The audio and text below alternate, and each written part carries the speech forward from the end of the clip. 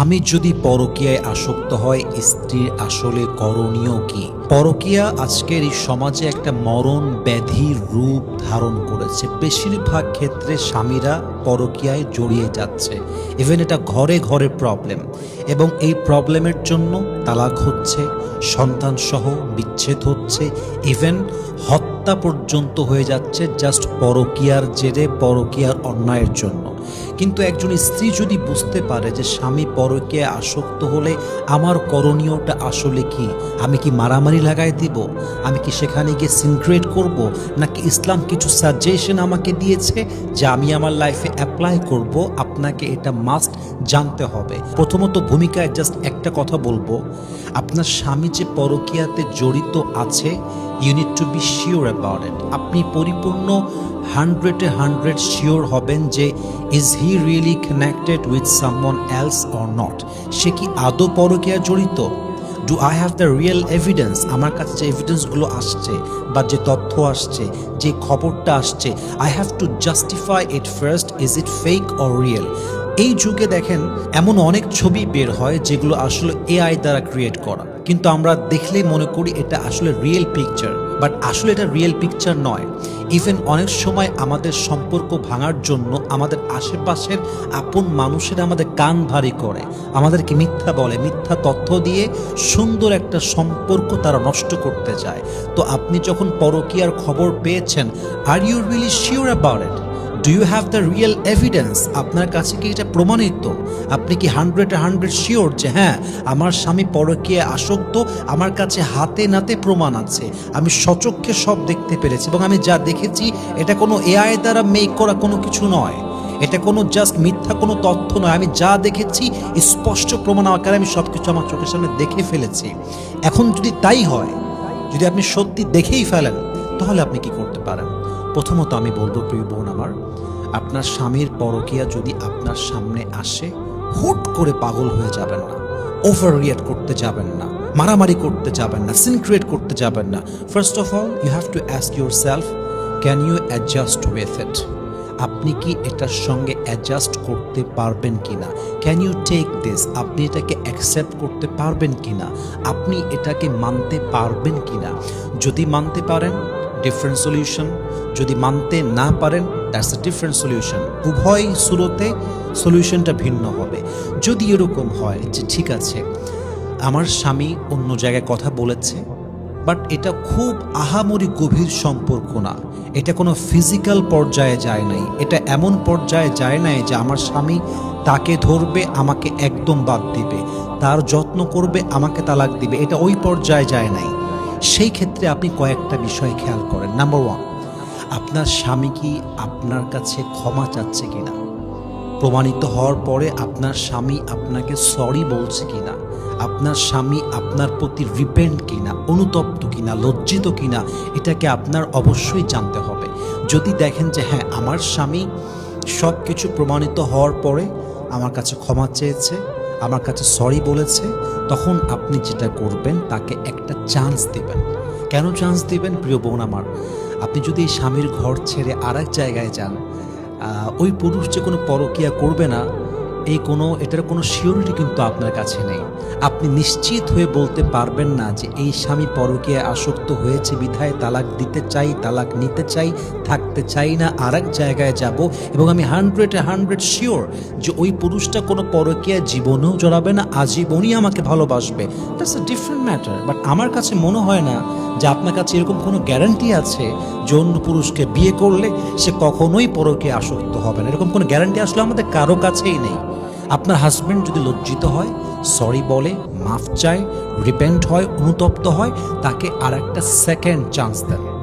আচ্ছা, second chance শুধু দিলেই হবে না, তার পরবর্তী বিহেভিয়ার কেমন এটা আপনাকে বুঝতে হবে, অবজার্ভ করতে হবে। যে সে যখন সরি বলল যে আমি আর কোনো পরকীয়ায় যাব না, সে কি আদৌ চেঞ্জ হয়েছে? হ্যাজ হি চেঞ্জড আ লট? সে কি পরিপূর্ণ পরিবর্তন হয়েছে? অনেকটা পরিবর্তন তার ভিতরে এসেছে। যদি পরিবর্তন আসে তাহলে বুঝবেন যে ইয়েস সব কিছু মোটামুটি ভালোর দিকে যাচ্ছে। কিন্তু একটা মানুষ পরকীয়া করে ধরা খেলো, সরি বলল, আবার পরকীয়া, আবার ধরা, আবার পরকীয়া, এটাকে খুব ইজিলি নেওয়া যাবে না, কারণ এটা খুব গুরুতর অপরাধ।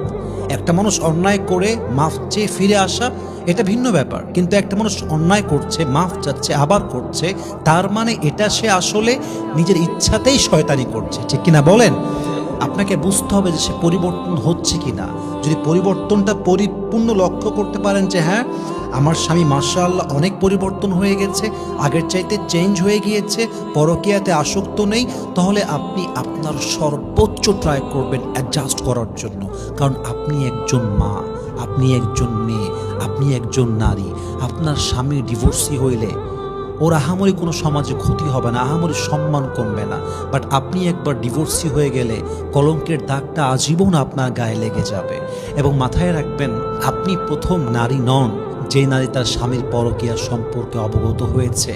আপনার পূর্বে এবং স্টিল এই মুহূর্তে অনেক লাখো কোটি নারী স্বামীর সংসার করছে ইন স্পাইট অফ নোয়িং যে তার স্বামী অন্য কোথাও পরকীয়াতে আসক্ত আছে। সে জানে, সে জেনে বুঝেই অ্যাডজাস্ট করে, সে জেনে বুঝেই মানিয়ে নেয়, সে জেনে বুঝেই স্বামীর খেদমত করে, কারণ সে জানে স্বামী ছাড়া যাব কোথায়, স্বামী ছাড়া করব কি। এজন্য আপনার উচিত হবে ঠান্ডা মাথায় কাজ করা, আপনার উচিত হবে অ্যাডজাস্ট করা, আপনার উচিত হবে সময় নেওয়া। সংসারের প্রথম 4-5 বছর কষ্ট করতেই হয়, মানিয়ে চলতেই হয়। প্রথম 4-5 বছর যে কষ্ট হয়, যদি আপনি সবর করতে পারেন, নিজেকে স্থির রাখতে পারেন, হতে পারে আপনার আগামীর ভবিষ্যতে আপনার সংসারটাকে সুখময় করবে একজন, তিনি কে?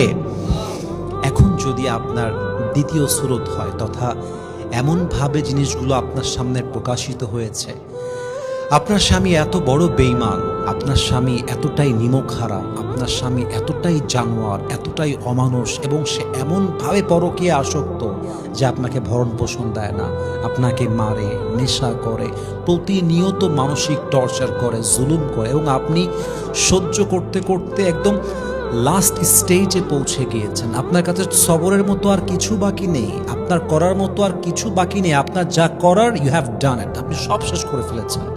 যখন দেখবেন যে দেয়ালে পিঠটা ঠেকে গেছে, একদম সব কিছু শেষ, ট্রাই করবেন সালিশ টাকা বাবার পক্ষ থেকে, তথা মেয়ের পক্ষ থেকে বাবা আসতে পারে, ভাই আসতে পারে, ছেলের পক্ষ থেকে একজন উপযুক্ত ব্যক্তি আসতে পারে। যেমন কোরআনে আল্লাহ তাআলা বলেছেন, ওয়াইন খিফতুম শিকাকা বাইনিহিমা ফাবাআথু হাকামান মিন আহলিহি ওয়া হাকামান মিন আহলিহা ইউরিদা ইসলাহাই ইউওয়াফিকিল্লাহু বাইনাহুমা।